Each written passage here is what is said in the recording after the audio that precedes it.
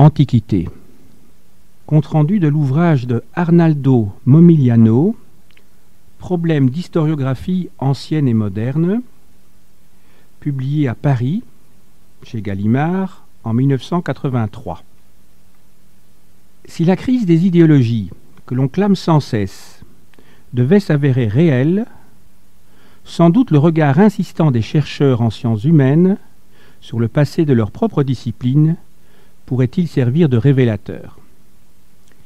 À l'opposé d'une longue tradition dans plusieurs autres pays, l'intérêt pour l'histoire de l'historiographie ne s'est manifesté en France que très récemment. Les travaux dans ce domaine y sont encore peu nombreux. Quoi qu'il en soit, un marché existe. Et c'est à répondre à une demande que sont destinées les traductions d'un recueil publié voici peu. Les articles qu'il contient ont paru de 1947 à 1981 et ont été, pour la plupart d'entre eux, édités une première fois en anglais, ensuite en italien. Rien de neuf donc pour les spécialistes, mais quel régal de pouvoir lire, à la suite les uns des autres, en français, 20 articles d'Arnaldo Momigliano. Quel florilège éblouissant. D'origine juive, entraîné de bonne heure à lire la Bible en hébreu, Tite-Live en latin et Hérodote en grec, il a enseigné à Turin, puis parallèlement à Pise, Londres et Chicago. Savant d'une autre époque, se mouvant avec aisance dans la plus grande partie de l'histoire de notre culture, ce premier citoyen de la République des lettres est partout chez lui. Seuls seront déçus les médiévistes qui devront se contenter des références bibliographiques d'une courte note. Une logique dans la démarche et une constance dans les curiosités accompagnent les errances apparentes du parcours de Momigliano. Par souci de clarté, je classerai les contributions rassemblées dans ce volume en 3 catégories. Les premières s'articulent sur 2 grands problèmes: la réception des œuvres et les phénomènes d'acculturation. Dans une première série d'études, Momigliano tente en effet d'établir une liste des sources permettant de cerner le public des œuvres historiques dans l'Antiquité, montre le poids de la tradition chez les générations successives d'historiens pendant la même période, et décrit la redécouverte et les raisons du succès de plusieurs historiens anciens, Hérodote, Polybe, Tacite, au début des temps modernes.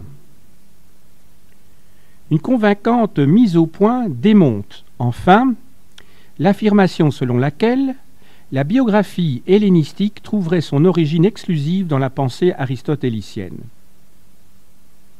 La confrontation des cultures est, quant à elle, l'objet de 2 articles. Momigliano pèse ainsi la part des éléments orientaux, perses en particulier, dans les écritures juives et grecques de l'histoire, et montre que la conversion des écrivains païens du IVe siècle au christianisme signifiait littéralement la découverte d'une nouvelle histoire. Une hypothèse intéressante est proposée ici. L'histoire ecclésiastique qui naît avec Eusèbe de Césarée pourrait bien être à l'origine de l'érudition moderne. On peut être assuré que les continuités que Momigliano met à jour n'ont rien d'artificiel. La vision et la connaissance de l'Antiquité chez les historiens de l'époque moderne et contemporaine constituent une seconde direction de recherche.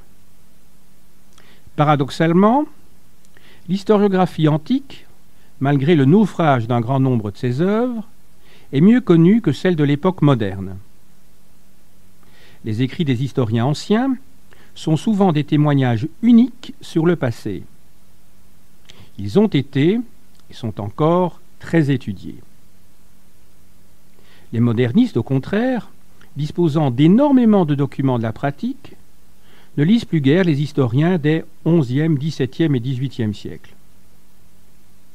Seuls quelques érudits examinent encore les méthodes et la pensée de leurs devanciers. On ne peut donc que se réjouir de la reprise de l'article célèbre de Momigliano sur l'histoire ancienne et l'antiquaire dans ce volume. Après avoir décrit les grandes étapes de l'érudition moderne relative au monde antique, l'auteur se penche sur Vico, chez qui l'interprétation de l'histoire repose certainement sur la lutte des classes.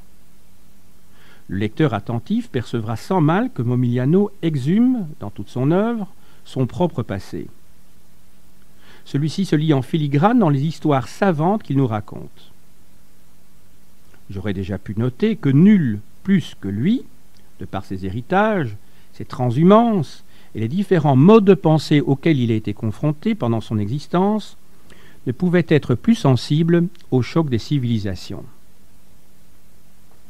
Certes, il montre bien en quoi la pratique des historiens est ancrée dans leur siècle. Mais l'on reconnaîtra aussi une galerie d'ancêtres dans la succession des portraits d'historiens qu'il a choisi de dessiner. À commencer par Varron, considéré comme le père des études modernes sur l'Antiquité. Rendant hommage à sa terre natale, Momigliano prouve que c'est un Piémontais, Pasquale, qui écrivit le premier commentaire politique de Tacite. Gibbon sert de support à l'image idéale d'un homme réunissant à la fois les trésors de l'érudition et les lumières de la philosophie. Grote fut un des prédécesseurs de Momigliano à l'université de Londres. Les avatars de l'œuvre de Droysen préfigurent des solutions que lui-même a apportées dans Sagesse barbare. L'exil universitaire de Rostozhev répond aux difficultés consécutives à l'instauration du fascisme en Italie et vécues par Momigliano. Vient son plus proche parent, Bernays.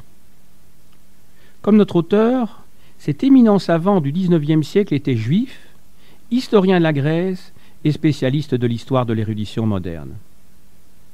Jeu de miroir, Momigliano est bien entendu conscient de ces phénomènes d'identification, car il relève lui-même un cas de projection de l'historiographe sur son propre objet d'étude, l'historien. Notons enfin un article sur la cité antique de Fustel de Coulanges, dans lequel est soulignée l'influence importante que l'antiquisant français exerça sur l'école sociologique française. Je terminerai ce trop rapide survol par la mention de 2 articles de synthèse relatifs à l'historiographie grecque et aux transformations de la littérature historique du IVe au VIe siècle de notre ère. Toutefois, il ne faudrait pas s'imaginer que tant d'efforts consacrés à l'étude des variations de l'étude de l'histoire conduisent Momigliano au scepticisme. Bien au contraire. Esprit positif, ce dernier s'élève, dans des considérations méthodologiques qui closent le recueil, contre certains théoriciens américains, Hayden White et son école, qui dévalorisent la notion de source en diluant l'historiographie en tant que discours dans la littérature de fiction. De façon injustifiée, l'éditeur a d'ailleurs associé Momigliano, dans la présentation de l'ouvrage, à des théoriciens français de l'histoire tels que Henri Maroux et Fernand Braudel. Cette étiquette de théoricien fausse tout à fait le contenu de son activité. Tout au long de ces 483 pages, le lecteur est frappé par l'érudition stupéfiante qu'il découvre. La masse d'informations et de références bibliographiques est prodigieuse. Quelle que soit la période qu'il traite, Momigliano travaille de première main. À la minutie de l'orfèvre, il allie une intelligence remarquable. Le point de départ de toutes ces enquêtes se présente sous la forme d'un grand problème. Mettant à profit tout son savoir et tout son génie, il tente alors de résoudre les termes de l'équation posée en dégageant le métal pur de la gangue qu'il en sert. Il souligne les lacunes ou les évidences un peu oubliées et ne cesse de formuler des hypothèses pour que s'effectuent de nouvelles recherches. Les résultats auxquels il aboutit sont enfin ramassés et mis en perspective. Si ce recueil devait être réédité un jour, ce qu'il faut lui souhaiter, quelques corrections devraient lui être apportées. Mais ces remarques ne porteraient nullement sur la sûreté de l'analyse et de jugement de l'auteur. Limitées à des détails de pure forme, elles ne peuvent porter ombrage à celui qui est, sans doute, le plus grand spécialiste vivant d'histoire de l'historiographie. Compte-rendu de l'ouvrage de Gerald Allen Press, The Development of the Idea of History in Antiquity, publié à Kingston et Montréal sur les presses de l'université McGill en 1982. Vigoureusement, Gerald Allen Press conteste la thèse établie au tournant des 19e et 20e siècles et admise depuis lors, selon laquelle les cultures gréco-romaines et judéo-chrétiennes seraient fondamentalement différentes et véhiculeraient des philosophies d'histoire diamétralement opposées. Dans le premier cas, la vision du déroulement du temps serait cyclique. Dans l'autre, linéaire. Ce serait à tort, donc, que nous continuerions à attribuer à l'Antiquité l'usage de catégories de l'esprit qu'elle ne possédait pas. Afin de recouvrer la notion d'histoire telle qu'elle fut effectivement comprise pendant un millénaire, l'auteur s'attache à circonscrire le champ sémantique de mots tels que historien, historia, historikos, histor, progegomnata, historia, historicus et res gestae. Au 5e et 4e siècle, dans le monde grec, historia fut l'un des termes utilisés pour désigner la connaissance ou l'acquisition de la connaissance, enquête. Le même mot, à l'époque hellénistique, supportera de façon prédominante l'idée d'un récit écrit concernant des événements. Chez les premiers écrivains chrétiens, ce sens persiste. Ils participent ainsi pleinement à la culture de leur temps. En outre, la conception téléologique de l'histoire, c'est là un élément important de la démonstration de Press, trouverait moins ses fondements dans la théologie que dans la rhétorique. L'auteur étudie enfin la distinction qui sera opérée à la fin de l'Antiquité entre l'histoire sacrée et l'histoire profane par Eusèbe de Césarée, puis par Augustin. L'introduction de ces nouvelles catégories dans l'historiographie et les différents modes de lecture dont, dorénavant, l'histoire fera l'objet, constituent, selon Press, les seuls traits de discontinuité entre les cultures païennes et chrétiennes. De ce livre, on retiendra surtout deux choses.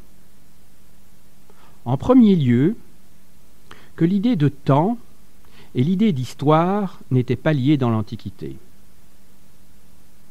Ensuite, qu'à cette époque, le concept même d'histoire n'appartenait pas aux préoccupations philosophiques et religieuses majeures des intellectuels. Si l'auteur étonnera plus d'un par ses positions radicales, nul ne pourra lui dénier le mérite de reconsidérer globalement un de ces nombreux topoi qui traînent dans les histoires de l'historiographie. Mais comment, dans une bibliographie qui n'est pas exhaustive, ne pas relever au moins l'absence de la thèse de Raymond Weil sur Aristote et l'histoire, qui date de 1960. Moyen Âge. Compte-rendu de l'ouvrage de Mitre Fernandez, Historiographia y Mentalidades Históricas en la Europa Medieval. Ouvrage paru à Madrid, édité par l'Universidad Complutense en 1982. Après l'érudite synthèse de Bernard Guéné dans Histoire et culture historique dans l'Occident médiéval, paru en 1980, et les admirables recherches qui l'ont préparé, entre autres politique et histoire au Moyen-Âge, recueil d'articles publiés un an plus tard, il était permis de se demander ce qu'un nouveau travail d'ensemble sur l'histoire de l'historiographie médiévale puis encore apporter dans un proche avenir. Si le petit livre de Mitre Fernandez ne peut prétendre rivaliser avec ses études magistrales, il envisage par contre les choses sous un angle différent. Le médiéviste français suivait, en effet, l'historien dans les étapes successives de son travail, tentait de mesurer le succès de ses œuvres et, enfin, définissait la place de l'histoire dans la société. L'objet du livre de Mitre Fernandez est autre. Dans 3 communications et dans autant d'articles écrits entre 1978 et 1981, il examine, à titre principal, les transformations qu'a subies au Moyen Âge la théologie de l'histoire. Ce sont donc les spéculations portant sur le devenir de l'humanité qui intéressent l'auteur. Elles prennent, pour point de départ, la révélation et ne se comprennent qu'en fonction de la rédemption. La période considérée est marquée par 2 temps forts, le début du Ve siècle et la fin du XIIe siècle. Augustin, selon l'auteur figure axiale de la pensée historique européenne, propose, pour la première fois, une interprétation globale de tout le passé humain. Celle-ci servira encore de support aux réflexions que Bossuet émettra en 1681 dans son discours sur l'histoire universelle. Après avoir montré ce qui, dans le christianisme ancien et médiéval, prolonge l'eschatologie juive, Mitre Fernandez relate la genèse de la vision trinitaire de l'histoire. Théorisé par le moine calabrais Joachim de Flore, le millénarisme atteindra son point culminant dans la rédaction du programme Taborite en 1420. Aux yeux de Mitre Fernandez, les espérances messianiques qui véhiculent un message révolutionnaire sont avant tout l'expression de la religiosité populaire. Toutefois, au bas Moyen-Âge, ces spéculations sur le destin du peuple de Dieu vont être concurrencées par un discours qui ne concerne plus que des fractions de celui-ci. Les nations y sont en train de naître. La conscience d'appartenir à ces nouvelles entités et les émotions populaires qui leur sont liées constitueront, dès lors, le fondement des attitudes historiques. La thèse centrale du livre de Mitre Fernandez mérite une attention particulière. Selon le médiéviste espagnol, les œuvres des historiens seraient le reflet de systèmes de valeurs qui ne peuvent, je le cite, être expliqués qu'au travers de l'étude de situations et des changements sociaux connus par ces mêmes historiens. Les idées apparaîtraient donc comme la mise en forme et la rationalisation d'aspirations collectives. Est-il légitime de réduire ainsi le génie individuel à la portion congrue? L'interprétation du professeur madrilène rend compte, dans une certaine mesure, du succès de l'œuvre de quelques historiens ou théologiens d'histoire. Cependant, la conversion d'Augustin et l'illumination de Joachim ne peuvent s'expliquer seulement par le milieu dans lequel ils ont vécu. L'éclosion et la puissance de leur pensée résultent assurément en grande partie de l'originalité de leur personnalité. L'historien espagnol montre que les courants historiographiques et eschatologiques du Moyen Âge s'enracinent profondément dans l'Antiquité. On le suivra volontiers dans cette voie. Mais pourquoi oppose-t-il alors, d'une manière aussi systématique, la vision cyclique païenne et la vision judéo-chrétienne de l'histoire? Bress a souligné récemment le caractère étriqué de ce type d'analyse dans son ouvrage The Development of the Idea of History in Antiquity, paru en 1982. En aval, la délimitation du champ des investigations de Mitre Fernandez, le XVe siècle, se justifie mal, car les écrits millénaristes connaîtront encore un grand succès au XVIe et XVIIe siècle, tant du côté protestant que du côté catholique. Les continuités, là aussi, auraient dû être perçues, sinon étudiées en tant que telles.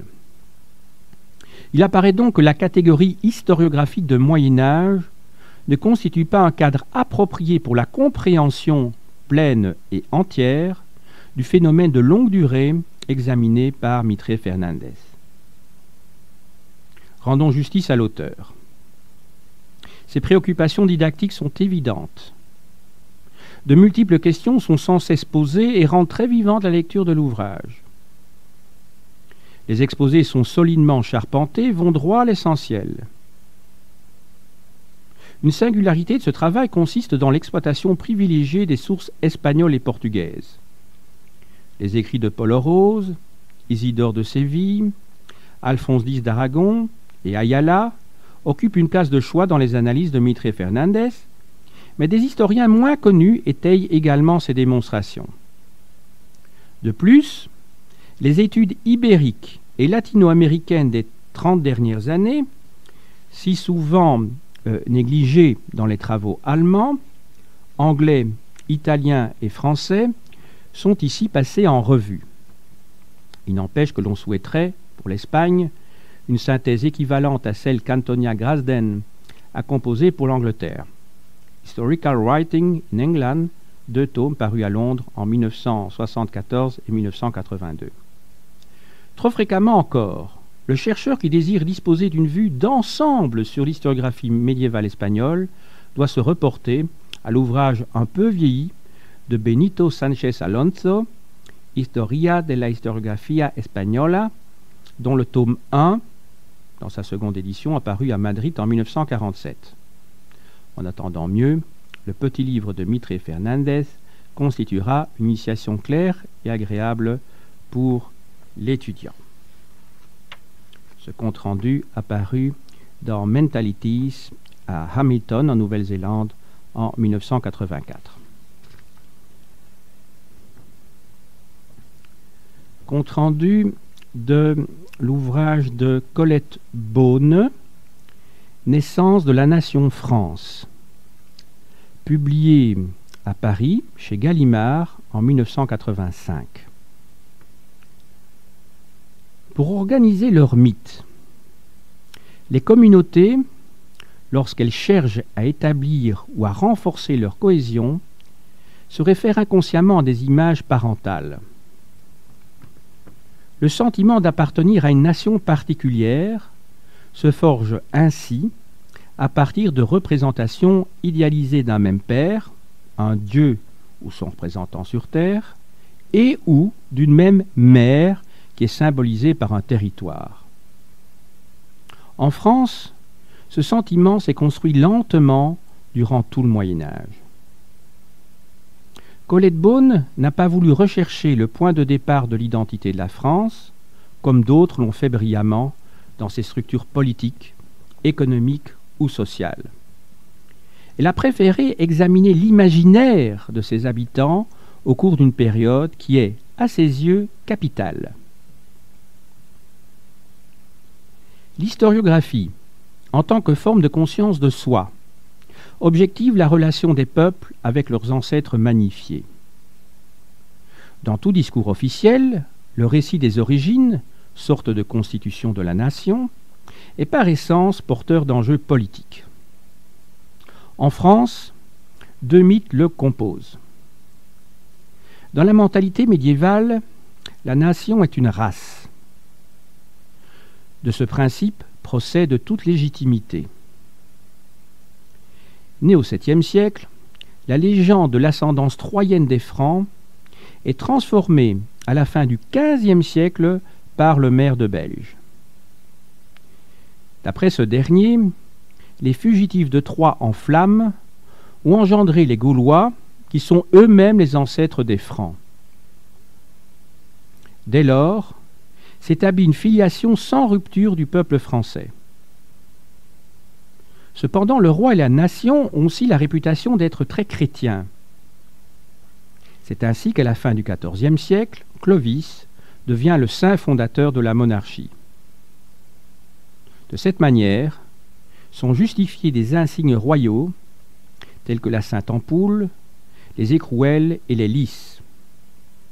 Ils ne pouvaient évidemment pas être attribués à Pharamond, l'ancêtre païen de Clovis. En fait, depuis le XIIe siècle, l'histoire nationale s'élabore dans un laboratoire tout dévoué à la monarchie, l'abbaye de Saint-Denis. Sans aucun doute possible, les 300 manuscrits conservés des grandes chroniques de France attestent le succès de la propagande du monastère.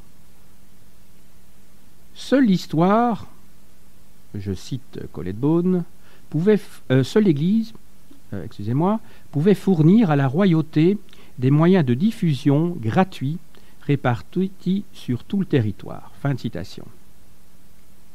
Dans la deuxième partie de son ouvrage, Colette Beaune est donc logiquement conduite à étudier les cultes des saints, grâce auxquels s'établit un lien privilégié entre la France et son Dieu. L'image officielle de Saint-Denis, comme patron du roi et du royaume, prend forme au XIIe et XIIIe siècle. Entre 1275 et 1500, les ordres mendiants, dans leur abondante littérature, fixent, à leur tour, le portrait d'un autre saint, le roi Louis IX. Jusqu'en 1415, et je cite à nouveau Colette Beaune, la région parisienne joue un rôle décisif dans la naissance du sentiment national français. Après cette date, le nationalisme s'ancre dans le centre du pays ou sur ses frontières. La plus grande partie des sanctuaires royaux se trouve alors, de fait, aux mains des Anglo-Bourguignons. Pendant une cinquantaine d'années, les saints désertent le ciel de France, même si ce n'est effectivement qu'en 1469 que Charles IX abandonne Saint-Denis et Saint-Louis. Le royaume adopte alors officiellement Saint-Michel comme nouveau patron. À la fin du Moyen Âge, à l'intérieur des frontières du royaume, se crée ainsi un espace unique de prière destiné au roi. Dans la société médiévale, les signes et les symboles ont souvent plus d'importance que les textes de la transmission des valeurs. Au premier rang de ces symboles figurent les lys. Fleurs de la Vierge devenue emblème royaux, ils sacralisent la monarchie. Dès la seconde moitié du XIIe siècle, ils apparaissent sur les blasons, les monnaies et les sceaux royaux. Contrairement à ce qu'on aurait pu supposer, un autre symbole, la langue, ne semble pas avoir joué un rôle primordial dans l'élaboration du sentiment national. Même si, de 1300 à 1500, on attribue au parler de l'Île-de-France de nombreuses qualités. En revanche, vers 1500, un nouveau mythe devient le fondement de l'organisation politique du royaume. À la suite de l'intense labeur des juristes, la loi salique, peu connue au milieu du XVe siècle, se vulgarise très rapidement. Enfin, logiquement, les images de la communauté française et le thème de l'amour de la patrie dans la littérature fournissent la matière du dernier chapitre du livre de Colette Beaune. Avec probité, l'historienne française relativise son propos. Dans le champ des valeurs, l'idée de nation n'eut bien sûr pas, au Moyen Âge, la place qu'elle occupera dans l'idéologie du XIXe siècle. En outre, à côté du sentiment national, l'auteur observe, sans l'analyser toutefois, l'existence d'un discours d'opposition pris en charge par certains partis politiques. En tout état de cause, il apparaît que, souvent, en France, le sentiment national est né tardivement des annexions à l'État capétien. Et Colette Beaune de conclure qu'au bas Moyen Âge, la communauté des valeurs fut plus efficace pour la survie de l'État que les institutions elles-mêmes. On pourrait formuler quelques remarques de pure forme, voire quelques compléments d'information, mais qui n'entament en aucune façon une œuvre puissante et solidement charpentée.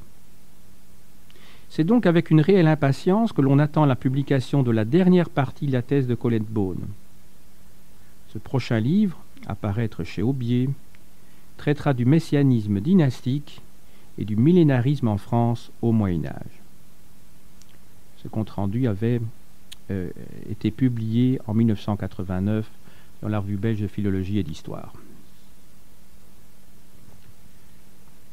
Compte-rendu de l'ouvrage de Jean-Marie Meuglin, Les ancêtres du prince. Propagande politique et naissance d'une histoire nationale en Bavière au Moyen-Âge. 1180-1500, publié à Genève, chez Droz, en 1985. Dans le domaine des recherches sur les origines du sentiment national au Moyen-Âge, le mois d'août 1985 restera marqué d'une pierre blanche.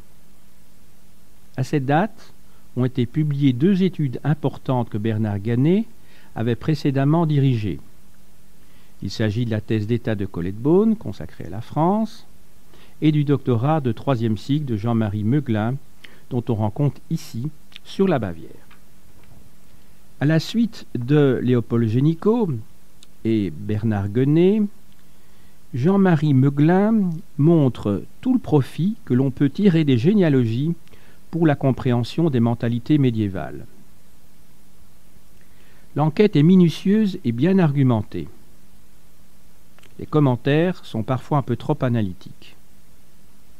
Mais fictives ou réelles, les généalogies de la Bavière sont extraordinairement complexes.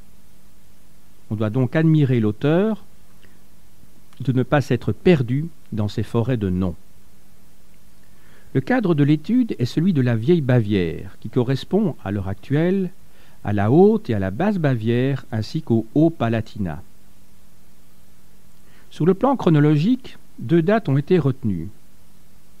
Celle de 1180 et de 1500, en fait, le début du XVIe siècle.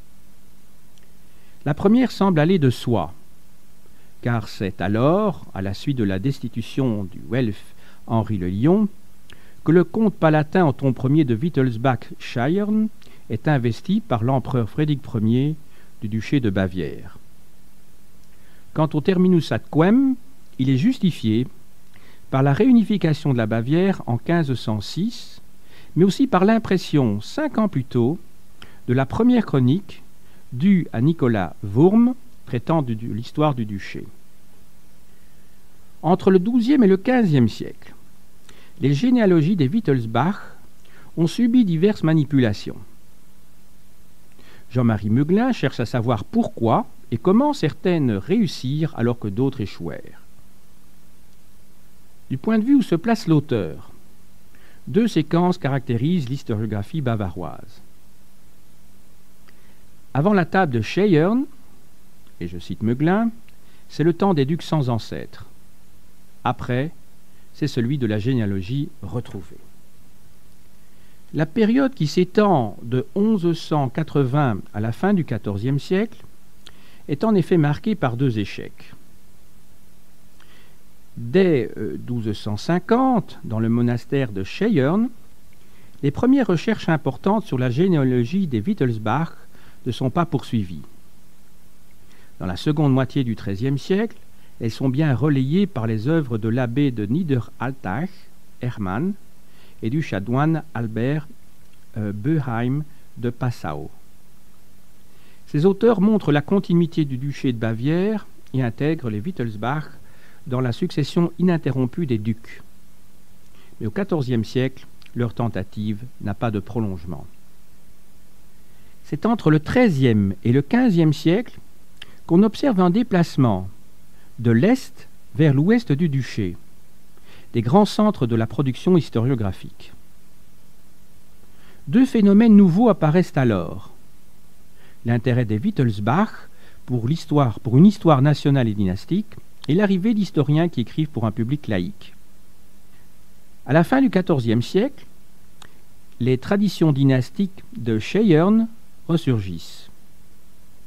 La table princière, suspendue au siècle suivant dans cette abbaye, atteste que les Wittelsbach sont les descendants de la dynastie des princes de Bavière fondée par Charlemagne et donc, en vertu de leur droit héréditaire, les représentants légitimes du duché. Rédigée entre 1425 et 1428, la Chronica de Principibus Terrae Bavarorum du chanoine de Saint-Mans, André de Ratisbonne, confirme cette version des faits. Les acquis de la table et de la chronique sont diffusés dans les années 1450-1480. Dès lors, l'historiographie va s'engager dans 3 directions. Premier grand historien laïque de la Bavière, Hans Hebrahn von Fildenberg achève sa chronique en 1479. Il la complétera entre 1490 et 1493. En l'améliorant, il reprend le catalogue généalogique d'André de Ratisbonne. Simultanément, une seconde voie est empruntée par Ulrich Feuchter. Sa chronique est écrite entre 1478 et 1481. Elle dut avoir un certain succès, puisque pour la période qui va de 1480 à 1510, on en possède 5 copies différentes. De plus, 2 manuscrits de la même époque comportent un fragment de cette œuvre. Peintre et auteur littéraire, Feuchter s'adresse à un public de cour. Il achève l'édifice dont André de Ratisbonne avait établi les fondements. En rattachant les Carolingiens à la dynastie antérieure des descendants de Bavarus, prince éponyme du duché, il superpose et confond même entièrement la généalogie des Wittelsbach et le catalogue des ducs de Bavière. Une nouvelle fois, la légitimité des Wittelsbach était prouvée. Ils ne tenaient pas leur pouvoir de l'empereur, mais bien plutôt d'une longue série de ducs remontant à Bavarus. À la fin du XVe siècle, ce nouvel ordre de choses semble avoir été la conception dominante de l'historiographie bavaroise. Enfin, Veit Arnpeck écrit en latin une volumineuse chronique bavaroise qu'il termine vers 1494-1495. Selon les apparences, on lui devrait aussi une version allemande de ce même ouvrage achevé en 1493. Cette dernière connaît une diffusion importante, surtout à la fin du XVIe siècle. Chez Arnpeck, le raisonnement ne repose plus sur l'appartenance à une dynastie. Ce qui compte désormais, c'est l'origine nationale des ducs. De fait, Charlemagne n'apparaît plus comme l'ancêtre des Wittelsbach. Maintenant, ce rôle est dévolu au duc Luitpold et surtout au Othon Ier de Wittelsbach. Arnpeck prenait le contre-pied de Feuchter. 3 modèles ont donc coexisté. Si, dès la première moitié du XIIIe siècle, l'ascendance carolingienne des Wittelsbach est prouvée, elle ne sera en fait acceptée qu'au XVe siècle. Mais, entre 1519 et 1521, les récentes remises en cause d'Arnpeck forceront Aventin à proposer un nouveau modèle généalogique. Pour Jean-Marie Meuglin, derrière toutes ces manipulations se profilent, à l'évidence, des enjeux politiques. Je le cite. « Aucun pouvoir ne peut simplement s'appuyer sur des forces matérielles. Il doit aussi démontrer et faire reconnaître sa légitimité. » Fin de citation. La production historiographique joue précisément dans ce processus de légitimation un rôle important. C'est entre la table de Scheyern et la chronique des princes de Bavière d'André de Ratisbonne que le tournant décisif est pris. Dès ce moment, l'histoire constitue le principal vecteur du patriotisme. Cependant, conclut Jean-Marie Meuglin, il ne faudrait pas surestimer l'importance de cette étape, car ce n'est véritablement qu'au XVIIe siècle que l'historiographie deviendra, en Bavière, un moyen systématique de propagande. Compte rendu publié en 1988 dans la Revue belge de philologie et d'histoire. Temps moderne. Compte rendu de l'ouvrage collectif intitulé Francesco Guicciardini nel Cinquecentenario della Nascita, ouvrage publié à Florence chez Olski en 1984. L'histoire de l'historiographie, et plus généralement l'histoire des idées, constitue des secteurs très actifs de la recherche en Italie. On sait que Benedetto Croce joua un rôle important dans cette orientation des curiosités. Depuis une douzaine d'années, Les colloques consacrés à quelques figures de proue de l'historiographie moderne se sont succédés à un rythme régulier. Muratori, Giannone, Baronio ont été l'objet d'importantes manifestations, respectivement à Modène en 1972, à Naples en 1976 et à Sora en 1979.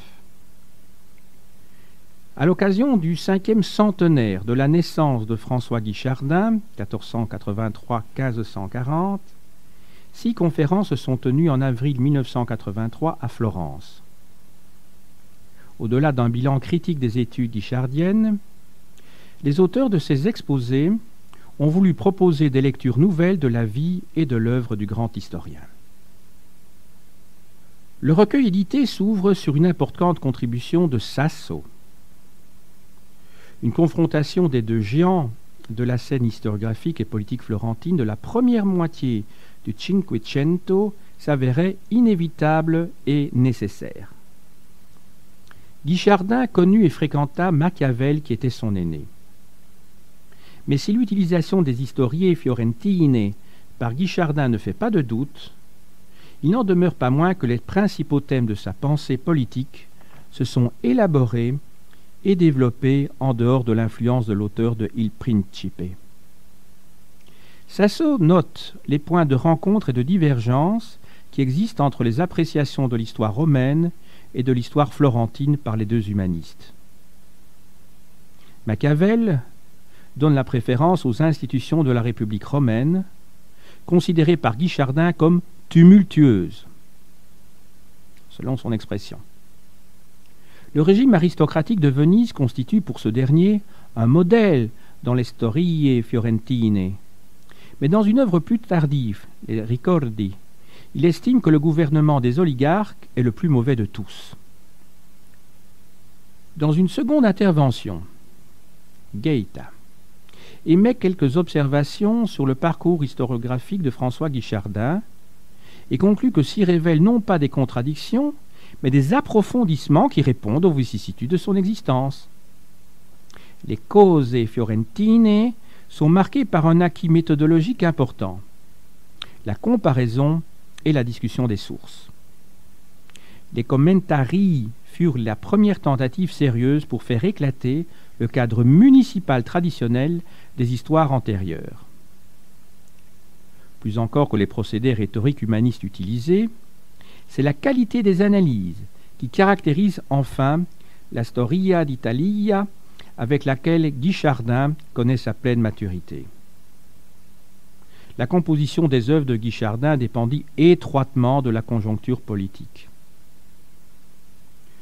Nicolai Rubinstein montre ainsi que les Storie fiorentine font partie d'une critique générale de l'évolution du régime républicain après son instauration en 1494.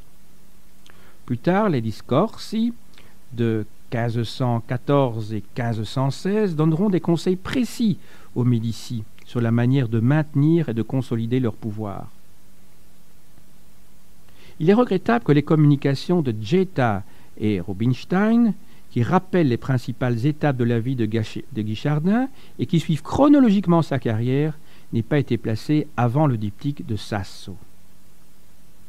Pierre Jodogne souligne la nécessité d'une reconstitution complète et fidèle de la correspondance de Guichardin pour faire apparaître le dense réseau d'échanges intellectuels, politiques et familiers dont elle témoigne. Après avoir jeté un regard sur l'histoire des éditions des lettres de Guichardin, il dresse un bilan des recherches systématiques qu'il a menées pour constituer un inventaire général des lettres dispersées. Pierre Jodogne termine son exposé méthodique et limpide en proposant des critères qui devraient être suivis pour la publication des textes recueillis. Dans une étude à la fois philologique et littéraire, Nencioni analyse l'œuvre historique de Guichardin, des cause fiorentine à la Storia d'Italia.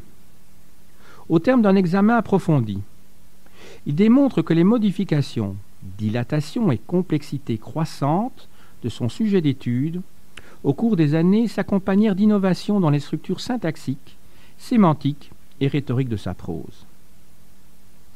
Le dernier texte reproduit a pour auteur Eric Cochrane.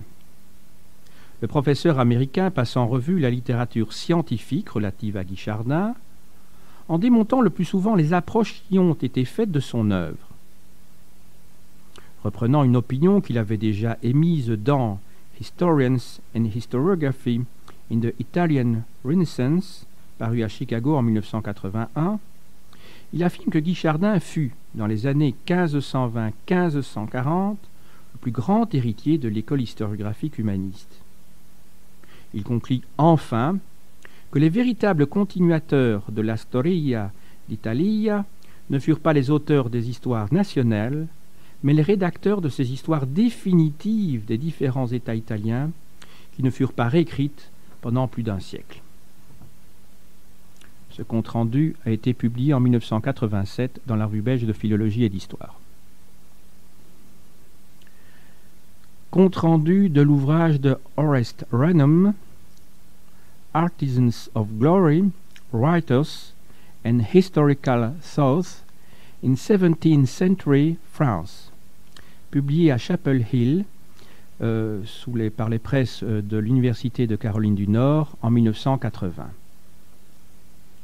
Il semblait injuste de ne pas avoir rendu compte dans la revue XVIIe siècle, cette année-ci, donc en 1985, du dernier ouvrage d'Orest Rennum. C'est donc une lacune que l'on voudrait combler.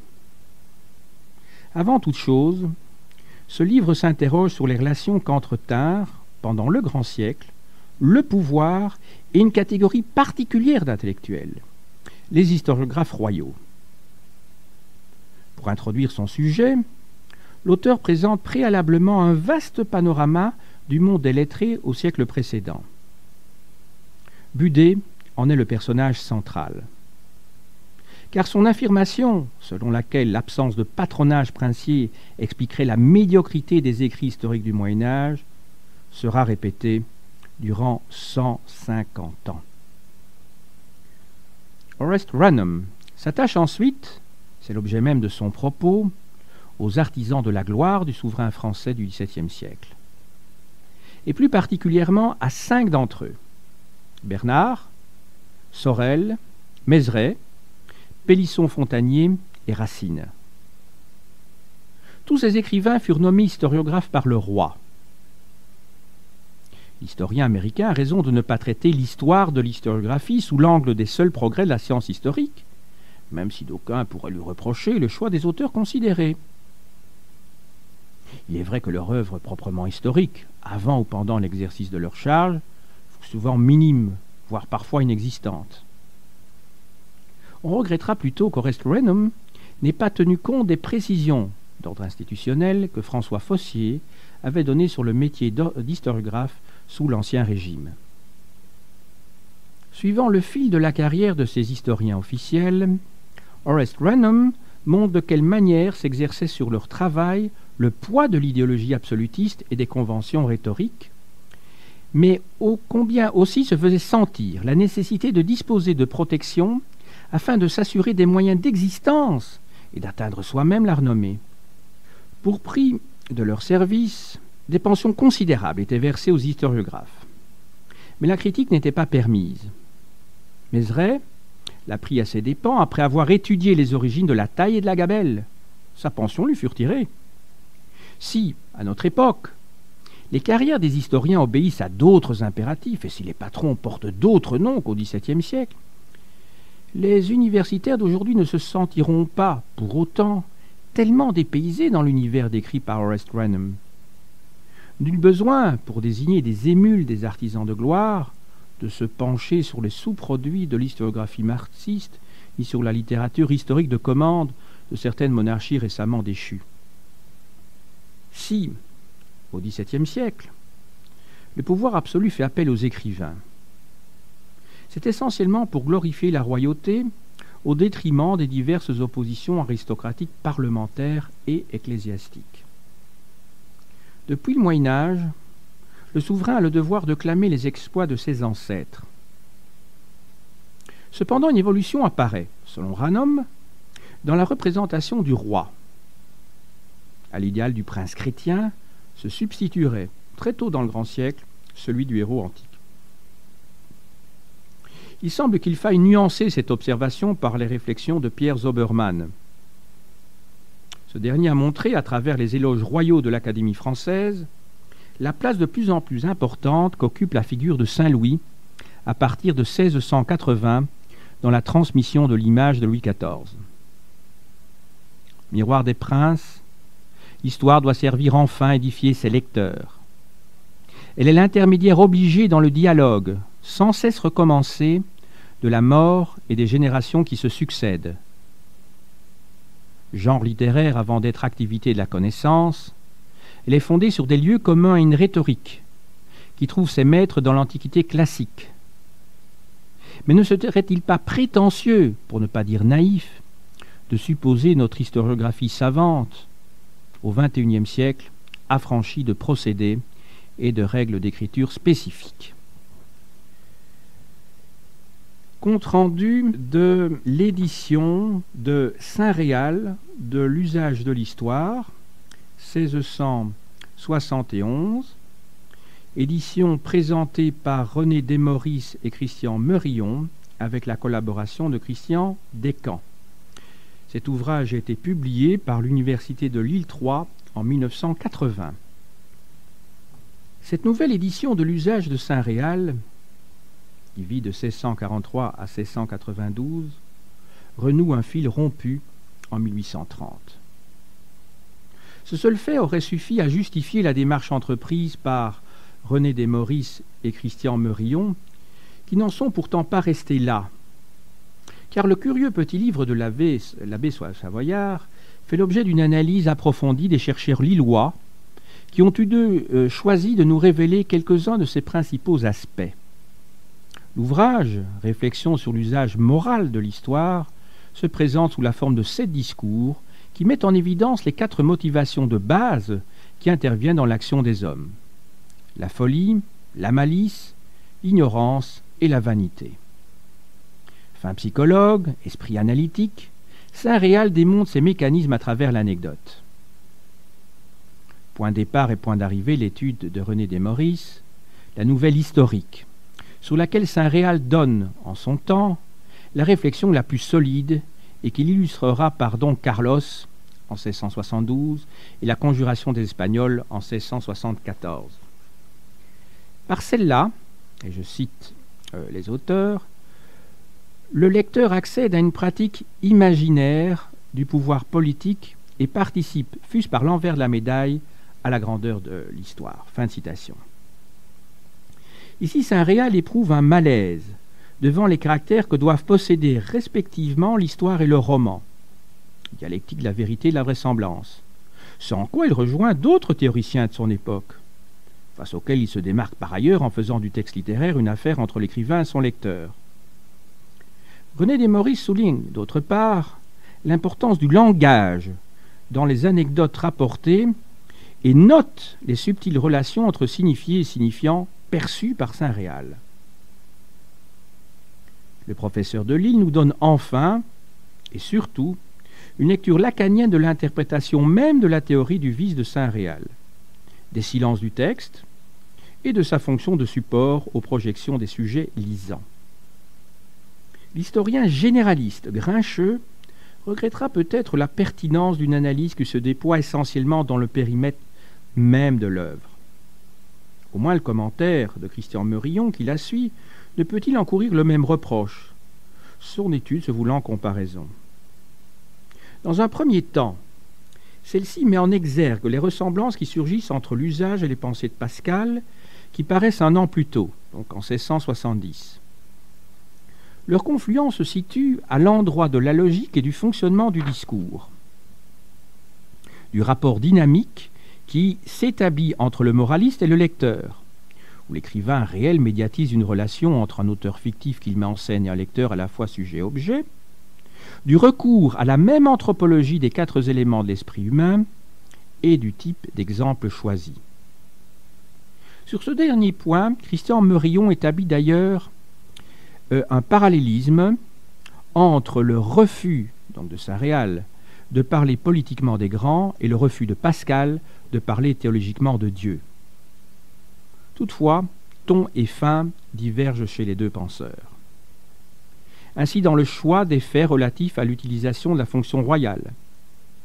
De même, Saint-Réal s'écarte radicalement de l'auteur des pensées dans son projet. Absence d'apologétique.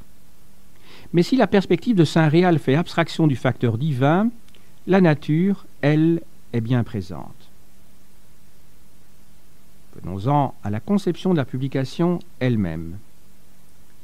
Outre l'édition anastatique de l'usage de 1693, dont les variantes par rapport au texte de 1671 ont bien été relevées, et les commentaires de René Desmorisses et Christian de Merillon, ce petit livre se compose d'une biographie succincte et d'une bibliographie qui permet de mieux cerner le traité. Si l'on considère cette dernière en soi, le recensement thématique des sources et des travaux est loin d'être sans intérêt. Il permet entre autres choses de voir la diffusion de l'œuvre de Saint-Réal au XVIIIe siècle. Mais il nécessite un jeu de signets pour une lecture sérieuse de l'ouvrage. Même remarque pour les notes qui y renvoient et qui se trouvent elles-mêmes à la suite de chacun des commentaires. Il aurait été plus adéquat, surtout en raison de leur petit nombre, de les placer en bas de page. De plus, d'un point de vue méthodologique, il semble toujours utile d'indiquer les codes des ouvrages anciens utilisés.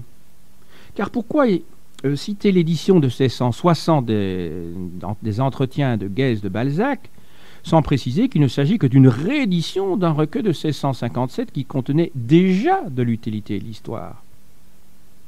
En conclusion, une réorganisation limitée de la présentation matérielle du livre gagnerait peut-être dans son maniement en réintégrant certaines annexes.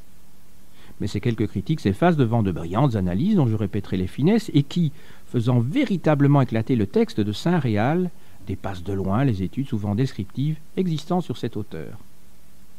Enfin, dernier intérêt de la publication, et non le moindre, elle montre avec d'autres travaux récents, Pomian, Corsano, Leffler, Tivard, Goulmot, Cook, Renham, Guicciardi, que le XVIIe siècle français, que l'on croyait s'être seulement confiné dans une érudition sans lien avec l'historiographie proprement dite, produisit aussi des penseurs qui se préoccupaient des problèmes de causalité et du sens ou du non-sens de l'histoire. Ce compte-rendu a été publié dans Storia della Storiografia en 1983. Compte-rendu de l'ouvrage de Dieter Gembicki, Histoire et politique à la fin de l'Ancien Régime, Jacob Nicolas Moreau, 1717-1803, publié à Paris chez Nizet en 1979. Cette thèse, commencée à Francfort et soutenue en 1976 à Genève, respecte sa première ambition: étudier les rapports entre historiographie et politique dans la deuxième moitié du XVIIIe siècle à partir de l'action d'un personnage central de ce point de vue, bien que méconnu. Né en 1717, ayant reçu une formation janséniste, l'avocat Jacob Nicolas Moreau, qui sera journaliste et publiciste, précepteur du futur Louis XVI et bibliothécaire de Marie-Antoinette, historien et historiographe de France, va surtout exercer ses talents dans l'organisation des sciences historiques.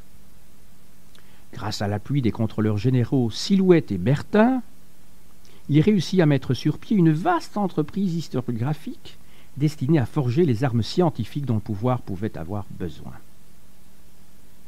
Trouvant son origine dans un centre de documentation du ministère des Finances, le dépôt des chartes avait pour tâche principale de publier un recueil de chartes et de diplômes concernant l'histoire de France. Après avoir montré la lente mise en œuvre du projet initial de 1660 à 1780, pour donner des dates rondes, Dieter Gembicki décrit en détail le recrutement des collaborateurs du dépôt, Maurice, mais aussi Jean de Robe, les conditions matérielles et morales difficiles de ceux-ci, l'accueil favorable que leur ont fait les institutions provinciales, locales, ecclésiastiques, mais la réticence des particuliers à communiquer leurs titres. Cependant, aucun des différents projets d'édition des sources historiques envisagés au début ne fut réalisé. Outre les activités de manager de Moreau, Dieter Gembicki tente de cerner ses idées économiques, son rôle politique, secondaire mais parfois efficace. ce que l'on peut savoir de l'état de sa fortune, non négligeable, de sa position sociale, sommet de la petite robe, et de son caractère. Car Moreau est fondamentalement un conservateur, opposé qu'il est au mouvement philosophique. Ceci se remarque en particulier dans l'analyse de ses écrits historiques, par exemple ses leçons de 1773, son discours sur l'histoire de France de 1777 à 1789. Il s'y fait l'apologiste de la monarchie telle qu'elle existe. C'est en cet endroit que se révèle l'une des deux idées forces du livre. Le discours représente un échec parce que son auteur n'a pas su donner forme à une vision sociologique cohérente. De même pour ses souvenirs. Pis encore, à la fin de l'Ancien Régime, tout discours idéologique sur l'histoire de France est comme bloqué. Il y aurait donc un décalage irréductible entre la réalité sociale et le discours tenu sur celle-ci. Mais si, dans ce cas, Dieter Gembicki voit bien une brisure, il rétablit une continuité, dans le temps cette fois, historiographique, institutionnelle et même politique entre le XVIIIe siècle et la génération romantique. C'est la seconde conclusion de la thèse. D'une part, les tâches dévolues au dépôt des chartes seront reprises par différentes institutions sous la Restauration. D'autre part, les ministres historiens sous les gouvernements de Louis XV et Louis XVI sont si nombreux que même les cabinets de l'époque romantique ne peuvent pas leur être comparés, en dépit des Guizot et des Villemin. Un recrutement professionnel similaire paraît d'ailleurs se retrouver dans la classe politique dirigeante en France actuellement. Par-delà la différence des temps et des régimes, pérennité des situations. Pourtant, les démonstrations de Gembicki n'ont pas toujours la même puissance. Ainsi, lorsqu'il fait référence à l'hérédité, en partie du moins comme cause de l'intérêt de Moreau pour l'histoire, à l'inconscient, défini avec ambiguïté, pour tenter de comprendre son conservatisme et sa religiosité, à la morale au style de vie des intellectuels, afin d'expliquer son labeur acharné. Ces concepts qui font appel à la biologie, à la psychanalyse et à la sociologie dénotent une perception hétéroclite de la psychologie du personnage, qui apparaît dès lors sans cohérence. Autre faiblesse, quelques présupposés qui soutiennent l'édifice. Si la méthode inductive de l'auteur, partir d'une analyse détaillée, totalisante de la vie d'un historien pour démonter le fonctionnement d'une certaine société historienne et les rapports que celle-ci entretient avec le pouvoir, me semble pertinente, quelle raison justifie l'approche a priori exclusive de Moreau en tant qu'homme de son temps? Notion tout aussi subjective que celle de précurseur ou de continuateur que Dieter Gembicki repousse. Évidence ou réviviscence du topos romantique de Zeitgeist. De même, si la volonté de l'auteur d'échapper à l'histoire des grands hommes porte des fruits, son désir de reconstituer le portrait de l'historien moyen me paraît sacrifier une certaine mode sociologisante ou journalistique actuelle. Qu'est-ce que l'historien moyen? Existe-t-il seulement? Problème épistémologique aurait dû être posé, sinon résolu avant toute enquête. La facture de l'ouvrage est très classique. Encadrant le texte proprement dit, une liste exhaustive des sources, nombreuses et variées, imprimées, manuscrits, correspondances, archives, des travaux sur la question et un index général, comprenant les noms des personnes, des institutions et des lieux cités, des titres de livres anonymes et les mentions de quelques matières clés étudiées, donnent le ton à cet ouvrage très érudit, typique de l'école allemande. Certaines études très récentes le compléteront ou serviront avantageusement de comparaison à quelques problèmes qu'il soulève. Les articles de François Fossier sur la fonction d'historiographe, les ouvrages de Wanner sur Fleury, de Guerci sur Condillac, relatif au préceptorat en histoire, la thèse de Bernard Gros-Perrin à propos de l'image du roi dans les histoires de France au XVIIIe siècle et celle de Daniel Roche sur les académies de province, les actes du colloque d'Aix, paru en 1980, sans parler, last but not least, du très intéressant article de Gembicki lui-même, paru dans XVIIIe siècle en 1981. Je m'attarderai peu sur des questions de forme. Si les très utiles bilans placés à la fin des chapitres 3, 4 et 5 seront appréciés à leur juste valeur, on reconnaîtra sans doute l'absence d'une conclusion générale, d'autant plus nécessaire que le rideau se baisse très rapidement sur la fin de Moreau en 1803. Pour terminer, on ne pourra que louer Dieter Gembicki, qui a sorti de l'ombre sans jamais surestimer son rôle, cet historien dont les idées allaient souvent à contresens de l'histoire. Il nous a aussi raconté, par le menu, les vicissitudes d'une entreprise annonciatrice des nouvelles formes de l'organisation des sciences historiques, ces dernières étant en général ignorées. Mais l'intérêt de la thèse de Dieter Gembicki ne réside pas seulement là.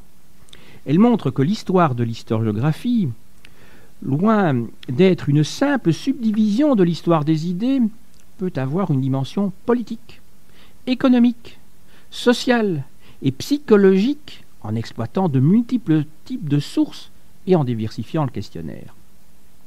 Une des meilleures voies pour y arriver consiste à écrire des monographies minutieuses, résultat de longs efforts d'investigation.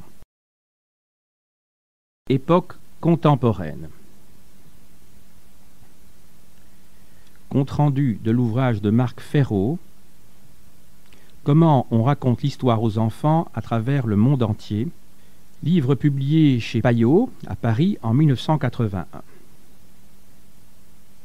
L'ouvrage que vient de nous donner Marc Ferraud appartient à un genre peu pratiqué dans l'historiographie française, celle de l'histoire comparée des mentalités. Cette étude se veut en effet confrontation des représentations globales qu'une vingtaine de sociétés se font d'elles-mêmes et des autres à travers leur passé. Ont été mises à contribution toutes les formes d'expression de l'homo historicus.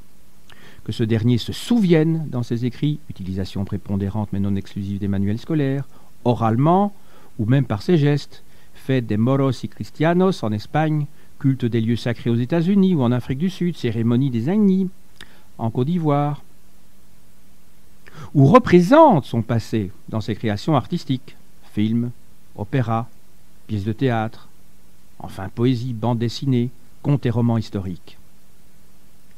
Les réflexions de l'auteur sont polarisées sur 3 questions, et non une, comme le laisserait penser le titre. Quelles sont les sources, les formes et les raisons de la production d'histoire? Selon Marc Ferraud, à côté de l'histoire et de la contre-histoire institutionnelle, celle-ci pouvant même supplanter celle-là, comme au Mexique, qui exprime l'idéologie des dominants ou des dominés et dispose au moins, dans le premier cas, de fonctionnaires spécialisés, les historiens, existerait un autre foyer où naîtraient et s'élaboreraient des représentations du passé, celui de la mémoire individuelle ou collective, qui sert parfois de refuge et où se confondent souvent le temps du mythe et le temps de l'histoire. Le procédé d'exposition est simple. 14 chapitres tentent de resituer, dans leur cadre historique, et de restituer ce qui sépare les visions du passé de différents peuples. La dominante qui marque la conscience collective de chaque société et ce qui les unit, un certain nombre de processus mis en œuvre pour assurer la cohésion mentale et sociale, l'identité politique et culturelle de ces nations, voire pour garantir et renforcer les institutions en place.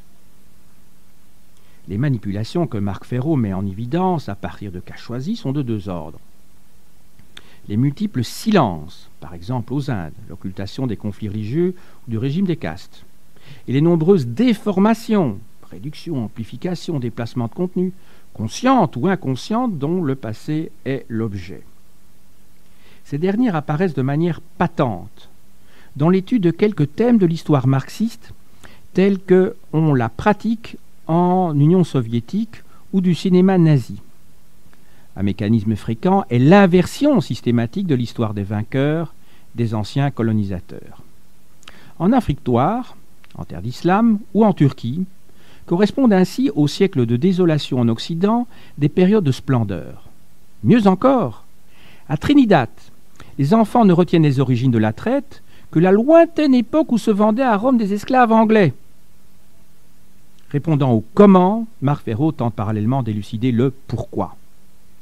Il assigne ainsi une double fonction à l'histoire qui sera un instrument de combat ou de thérapie. Ce dernier caractère est net, par définition, chez les peuples qui ont connu des blessures profondes, en particulier dans la tradition arménienne ou dans les récits et dessins des aborigènes d'Australie. Les propositions énoncées appellent plusieurs remarques. Peut-on cautionner sans réserve La prémisse de l'ouvrage qui relève que notre vision du passé serait étroitement associée à l'histoire qu'on nous a racontée quand nous étions enfants. Cette assertion, qui rejoint une hypothèse formulée par Philippe Joutard, revient à poser le problème de la transmission des savoirs et de la fonction spécifique de l'histoire dans la reproduction des structures sociales et mentales. Mais ne pourrait-on pas, sinon inverser, du moins dépasser les données retenues, c'est-à-dire l'étude des formes et de leur évolution, que l'on ne peut négliger et creuser davantage de problèmes? Pourquoi ne pas insister davantage, sinon à la fin de l'ouvrage, sur l'implicite qui sous-tend cette quête perpétuelle des origines, métabolisation d'un processus primaire, désir de retour au stade prénatal, en investigation du passé des sociétés? Dans cette perspective, les récepteurs, donc les enfants, et les émetteurs, adultes, du message se trouveraient sur la même longueur d'onde préalablement à toute tradition, parce que et les uns et les autres se référeraient au même pattern inconscient. D'autre part, la fonction fondamentale de l'histoire dans les sociétés primitives et développées serait, dans la problématique de Marc Ferraud, univoque et non double. La recherche d'une identité la définissant, que ce soit activement, sous la forme d'un combat, ou réactivement, sous la forme d'une thérapie. À ce niveau, on peut même relever que Marc Ferraud n'échappe pas au mécanisme qu'il démonte, car il n'hésite pas à prendre position dans la brûlante actualité de la pratique de l'enseignement d'histoire en France, ou quant à l'origine de l'école des Annales, qui a longtemps vécu, elle aussi, par son militantisme. Celle-ci serait née dans un pays, la France, qui aurait connu la peur d'une histoire analytique et critique. D'un point de vue formel, on peut déceler quelques défauts et lacunes parfois, mais pas toujours compréhensibles. Ainsi, l'absence dans la bibliographie de travaux importants qui auraient pu être utilisés avec profit. Je pense en particulier à la mise au point et aux directions théoriques proposées dans l'article déjà cité de Philippe Joutard de 1978, aux enquêtes intéressantes publiées dans l'ouvrage collectif La Saint-Barthélemy ou les résonances d'un massacre, publié en 1976, ou encore aux réflexions originales des pédagogues Billard et Guibert dans Histoire mythologique des Français, publié en 1976. Dans le même ordre d'idées, et quoique l'ouvrage vise un public assez large, on pourra toutefois regretter l'absence ou l'imprécision de références dans l'utilisation des témoignages. Mais la faute n'en revient qu'à l'esprit de la collection dans laquelle le livre est paru. Pour finir, on trouvera certains comptes rendus un peu longs, ces derniers se détachant quelquefois malaisément, dans le fil du récit, des analyses qui les encadrent. Je conclurai en indiquant que le travail de cet humaniste, par son ampleur, les risques pris, l'esprit qu'il anime et les problèmes importants qu'il soulève et auxquels il répond, bien que pouvant encore être approfondi et affiné par l'analyse, est, à l'heure présente, unique en son genre.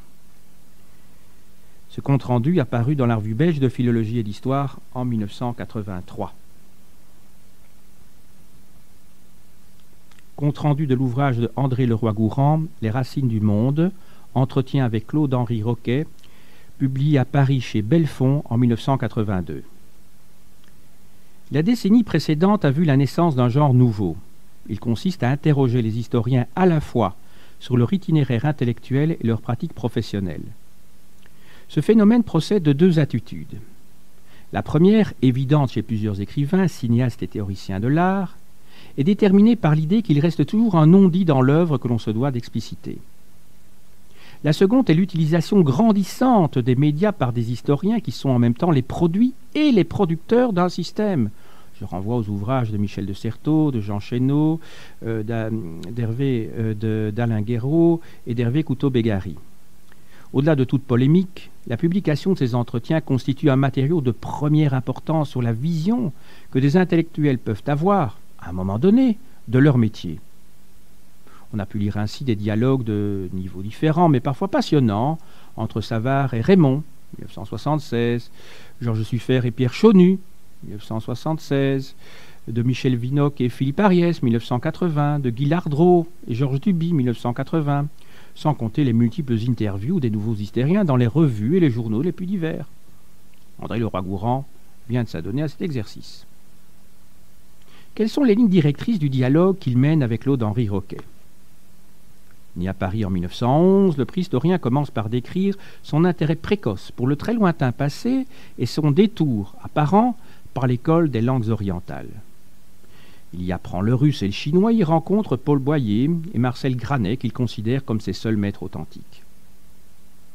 Après avoir suivi les cours de Marcel Mauss à l'école des hautes études, il part enseigner le latin et le français, ancien et classique, à Kyoto.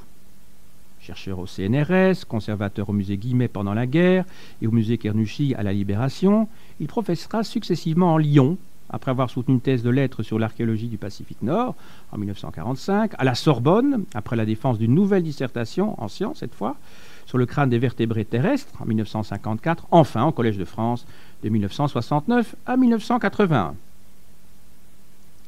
Cependant, l'intérêt de ces entretiens ne réside pas dans le rappel de cette carrière exemplaire. Il nous montre surtout que dans le mouvement de parcellisation croissante des connaissances, la préhistoire a su profiter, depuis 30 ans, tant des immenses progrès des sciences physiques et naturelles, méthodes de datation, géologie, paléobotanique, anatomie comparée, que des nouvelles problématiques des sciences humaines, ethnologie, sociologie, sémiologie. Le roi Gourand a un peu la nostalgie de ce XVIIIe siècle, antérieur, dit-il, à l'affreuse civilisation industrielle. Et je le cite toujours, où l'on pouvait encore avoir en tête tout le panorama de la science et où la curiosité technique était vraiment à son apogée. Fin de citation. Car il ne se contente pas de penser la préhistoire. Alliant le geste à la réflexion, il pratique, ou pratiqua, plusieurs formes d'artisanat. Au fil de son récit sont bien sûr exposées ses conceptions en matière de muséologie, mais sont aussi commentées ses affinités littéraires. Les rapports qu'il entretint avec la pensée de Teilhard de Chardin, de Bachelard ou de Lévi-Strauss sont explicités. Il est non moins intéressant de connaître les auteurs qu'il a lus peu ou tard, Marx, Freud, Heidegger, Panofsky, et qui précisent à contrario les dimensions de ses curiosités et de son savoir. Mais la partie la plus passionnante du dialogue est celle où il développe les hypothèses qu'il a formulées quant aux structures des signes pariétaux. À la fin de la discussion, nous est montré comment s'effectue sur le terrain le travail des préhistoriens.